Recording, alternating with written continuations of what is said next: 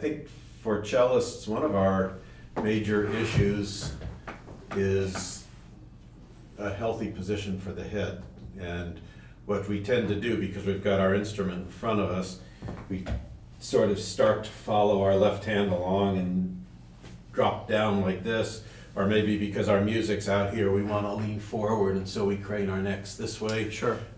Just from a standpoint of body health, why don't you comment on that? Yeah, so that's a good point, and we see that a lot. You know, people want to follow their fingers and take a look and see what's actually going on. What I think about when I see someone out of position like that, it's putting them posturally in a disadvantageous position. So when they flex over with their head and neck, they're putting excessive strain on a lot of tiny muscles and tiny joints through the neck that are helping to keep you upright and erect and stable.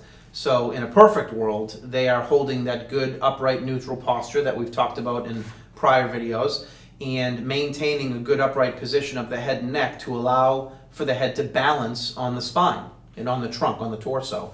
The head weighs quite a bit more than we think it does, 25 to 35 pounds in some research and reports. Wow. And that's a lot of weight. As soon as you start to come over the edge of the cliff there, Paul, that weight's gonna multiply. If you hold a 10-pound baby here, it's a 10-pound baby, but out here it's going to be magnified just because of the physics of the math equation. So having a good neutral spine, neutral head position, it's okay if there's a little bit of a head nod or a little bit of a chin tuck if you're playing, whether it's violin or cello or even sitting at a piano trying to look at music. I had a discussion with someone earlier this week about maybe trying to blow up slightly the font of her music because the decreased size was causing a little bit too much of a strain forward. Yeah. And there's only so much you can lean forward until you're going to lose that natural curve or be too far over the keys where you're now in a position where you can't extend and be able to play the instrument appropriately. So do we just hold our head up, or is there a good and bad way to do it, and how do we actually position it? yeah, I think, again, from if we're looking anatomically, the neutral spine position of, head is over shoulders like so, and you have a position of looking straight ahead. I'm okay if there's a slight variation, maybe side to side, up or down, or a little bit of a side bend either way.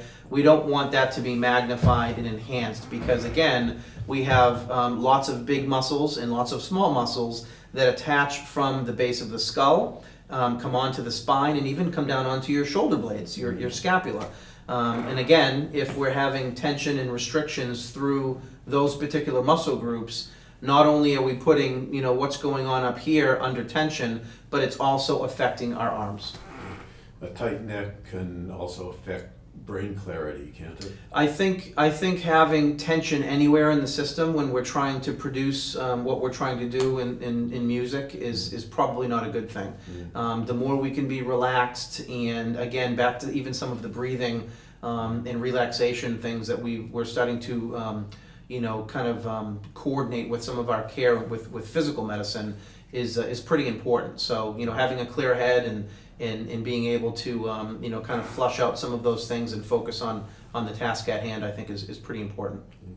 When I'm having students that so many of us play like this, I very often will have them play something, and as they're playing it, I'll ask them to turn their head from side to side.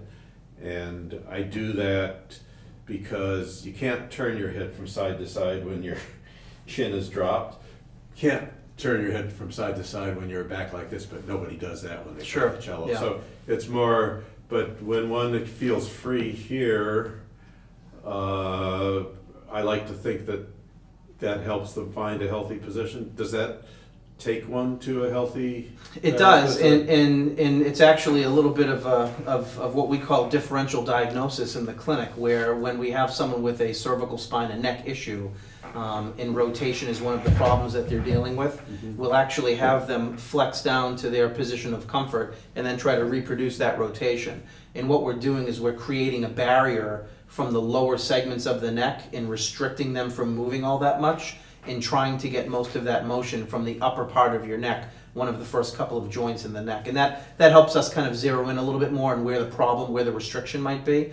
So to your point, trying to have your students sit upright and maybe go opposite of where their hand is going is actually working, I think, on a little bit of dissociation from that system, and you're kind of breaking a bad habit, I think. Breaking a bad habit. Yeah, I think it's a good idea. Yeah, okay.